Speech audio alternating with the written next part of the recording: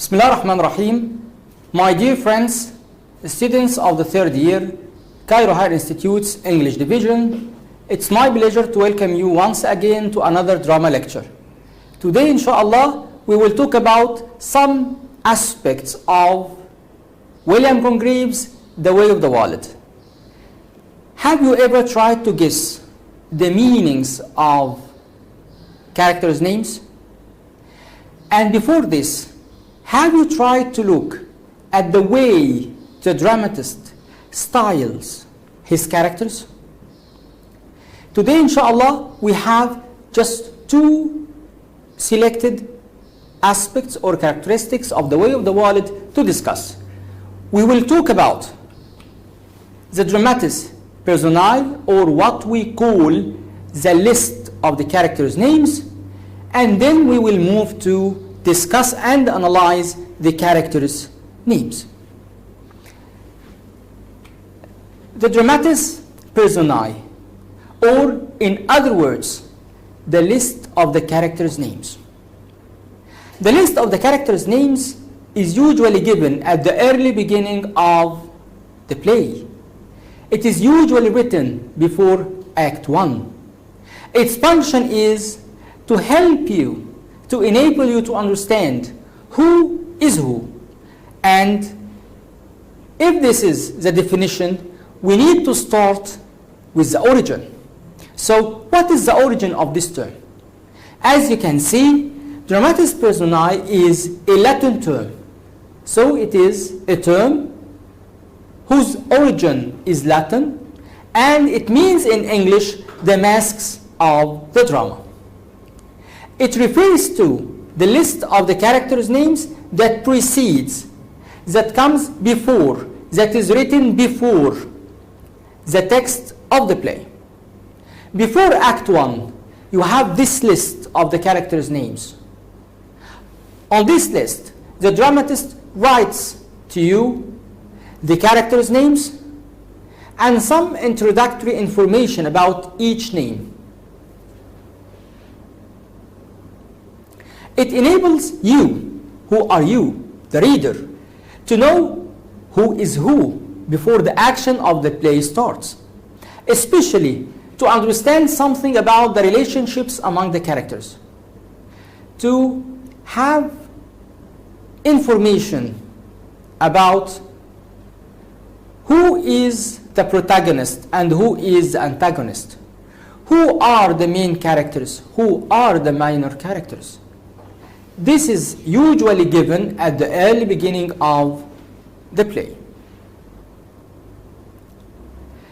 This is the list of the characters' names given by William Congreve at the beginning of his play, The Way of the Wallet. Every dramatist should give what he writes some distinctive features, or what we say some special qualities, some characteristics that make you remember this dramatist or his masterpieces because of these special features. Here you have this dramatis personae, or the list of the characters' names, and if you can see, we have two groups of people. We have the group of men followed by the group of women. And here we don't have a traditional way of introducing the characters' names. For example, we don't have Hamlet, Prince of Denmark. No, we don't have the position of the character or his rank in society. We don't have his identity revealed through some descriptive sentences. We have some phrases which give you some hints in a very organized way. What is this way? Let's have a look. The list of characters Mr. Congreve writes or introduces in The Way of the Wallet is distinctive, is special, in the sense that the characters are described in terms of characters are given their identities through their love relationships, friendship relationships, and kinships or relations among the relatives. How can we apply this to the characters we have in the way of the world? For example, if you open your book and have noticed what is written about the dramatis personae, you can see Mirabel is described as in love with Mrs. Millamant. So from the early beginning we have this love affair. Okay? Fainall in love with Mrs. Marwood. Mirabel is in love with Mrs. Millamant. So in each case we have a love affair. In each case we have an introduction through a relationship. Mrs. Millamant is introduced as niece to Lady Wishford. This is a kinship relationship, and she loves Mirabel. Again, love is in the center of the introduction of the characters' names. Mr. Fainall is in love with Mrs. Marwood. Mrs. Marwood, on her behalf, is a friend to Mr. Fainall and likes, not loves, likes Mirabel. So, from the early beginning, we have these qualities which, or actually these relationships which give us a kind of mapping the characters. We have love, friendship, and kinship. So this is the first quality Mr. Congreve gives to the list of his characters. The second feature is that if you look at the group of women, you will read Lady Wishford, Mrs. Millamant, Mrs. Marwood, Mrs. Fainall, and then you have Fievel, Mincing, Petty, and Big. I have all the female characters except servants are styled Mrs. as a term of respect. The fashion of that society at that time, though they differ in their marital status. Not all of them are married at that moment. We have Lady Wishford, and Lady Wishford is a widow. We have Mrs. Millamant, although Millamant is still single. We have Mrs. Marwood, and no one knows that Mrs. Marwood has a husband. The only female character who is actually a wife and she has a husband is Mrs. Fainall. So this style is given as a kind of respect. Mrs.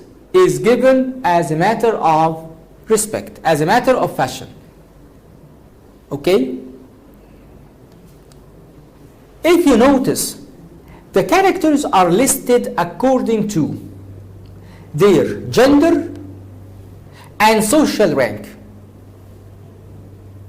Because of gender, they are classified into two groups. I have the group of men and then the group of women. And because of social rank, the person with the superior social rank comes first, and then all follows. So, if you can see, Fainall comes first because he is a husband, a fashionable husband, and he receives prestige among the members of the community of London at the time. Then we have Mirabel, Witwoud, Petulant, and by the end we have Mirabel's servant, Waitwell. If you look at the group of women, we have the old Lady Wishford, the most prestigious Lady Wishford, then who follows are Mrs. Millamant, Mrs. Marwood, Mrs. Fainall. And that's why each group starts with the most prestigious person and ends with the servant character in case of Waitwell and the servant characters in case of Fable, mincing, pity, and beg.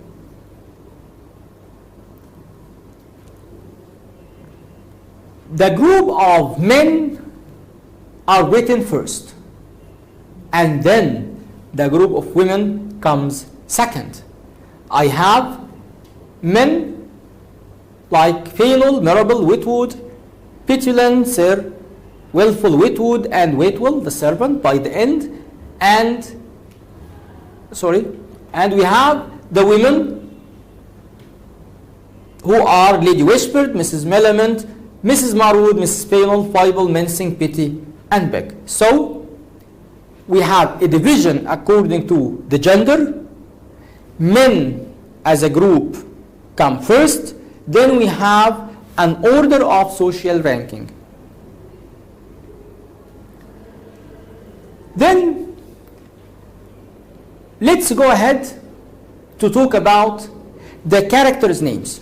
So till now we understood the technique by which Mr. Congreve wrote his list of characters' names. But what about the characters' names? Do they signify something?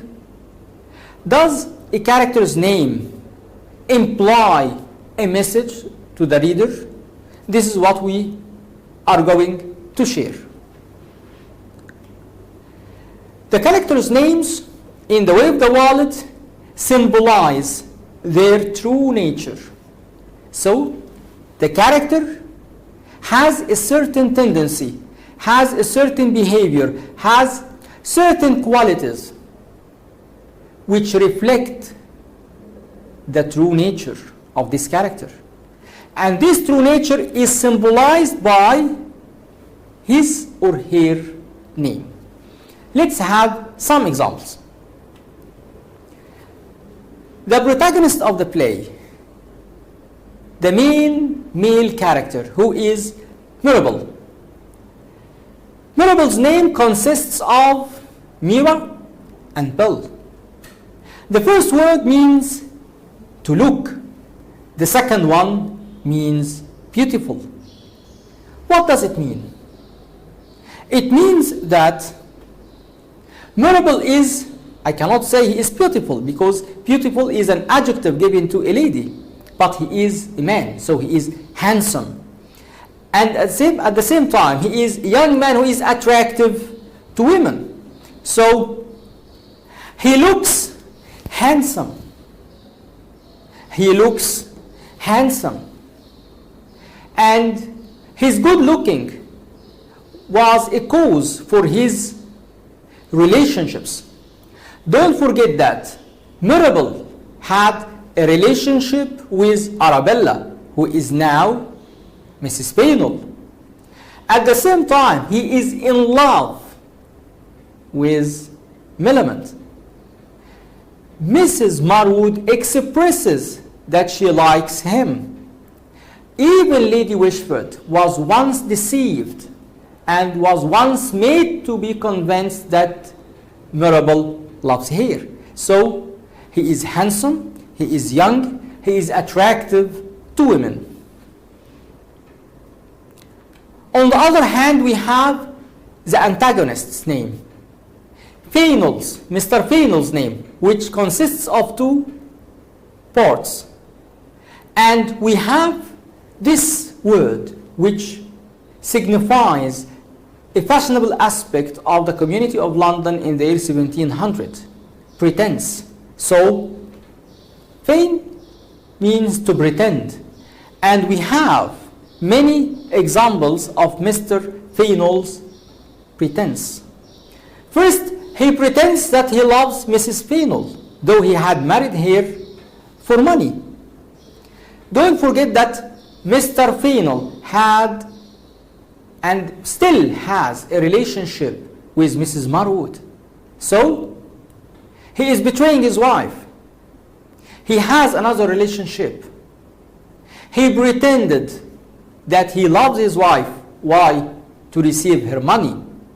But being an illicit lover will cause him some problems later on. So he also enjoys an illicit love with Mrs. Marwood. He has a relationship with Mrs. Marwood. His apparent gentility, his appearance as a gentleman, all of a sudden disappears, all of a sudden vanishes. At the moment he starts blackmailing Lady Wishport. At a certain moment, by the end of the play, Mr. Fainall will try to enforce Lady Wishport to agree on his plan. So he wants to pretend that he is so good-natured to all, but his real identity, his real nature will come under the spotlight once his pretense disappears. His name also symbolizes that he desires everything. In other words, it symbolizes his greedy nature, his greed. He got married to Arabella because of money. He will blackmail his wife because of money. He will blackmail Lady Wishport because of money. He is going to play as Mirabel's antagonist because of money. So he wants everything for himself. If we go to our female protagonist, our gentle lady, Millamant.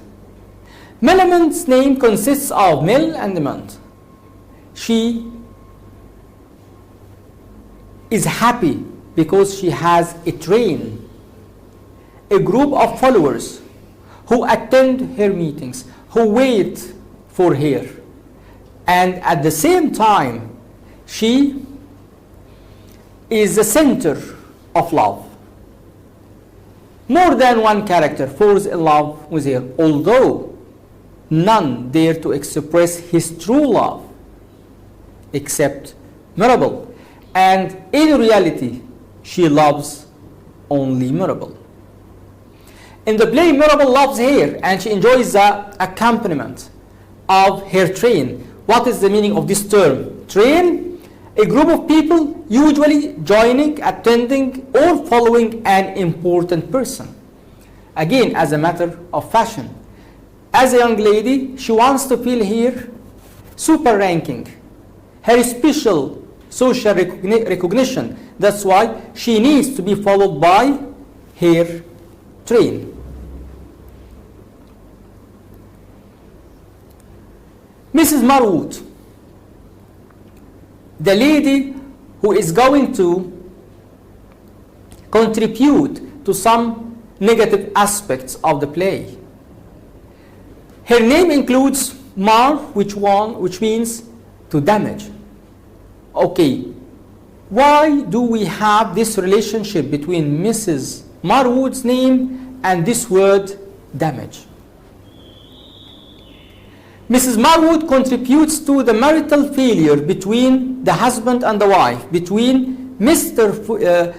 Fainall and Mrs. Fainall, because she is pretending that she is the Wishport's friend, and at the same time she has a relationship with Mr. Fainall.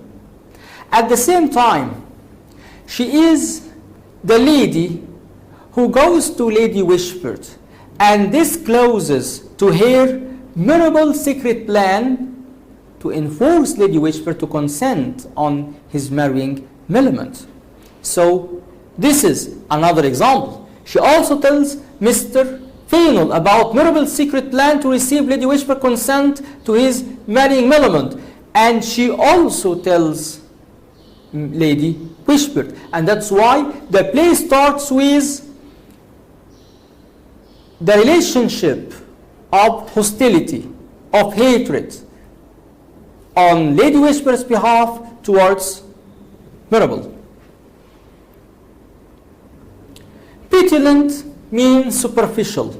So again, I have two levels. I have appearance and reality. Here I'm talking about appearance. Someone who all the time wants to be fashionable. He takes care of his clothes. He takes care of the way he looks. And that's why he is represented by this term, a fop, which refers to a foolish man who is excessively concerned with. Excessively means too much. He is too much concerned with his appearance, and that's all. His appearance plus appearance plus appearance, because he is a man of fashion. He wants to receive prestige superior than what he receives, what he actually receives. He gives himself superior recognition, but in reality, he receives by his members of community less recognition. He believes that he is very important, although the others do not believe that he has importance equal to what he believes in. In the play, he is one of Millamant's numerous admirers. He admires Millamant. He follows her everywhere. Again, as a kind of appearance, as a kind of prestige, or in particular, as a kind of fashion. Witwoud, a person who would have wit. He desires to have wit. He imagines that he has wit. All the time he tries to give society an impression that he is witty. And that's why he is trying to look like Mirabel. He wants people to recognize him as witty as Mirabel. But in reality, he doesn't have wit. He pretends to have wit. But Mirabel really has wit. For the time being, we have come across two other aspects of William Congreve's The Way of the Wallet. We tried to analyze each aspect. We discussed the list of characters' names and how Mr. Congreve wrote them and what are the technical aspects that can be traced. And then we went on to discuss the significance of selected characters' names. And we came to understand how each character's names reflect or signifies his or her true nature. For the time being, I thank you so much. I hope you have understood, though I tried to put it simply. And in case you have any inquiries, any questions, please let me know once we have our on-campus lecture. Till I meet you, I hope you all of the best, and thank you so much.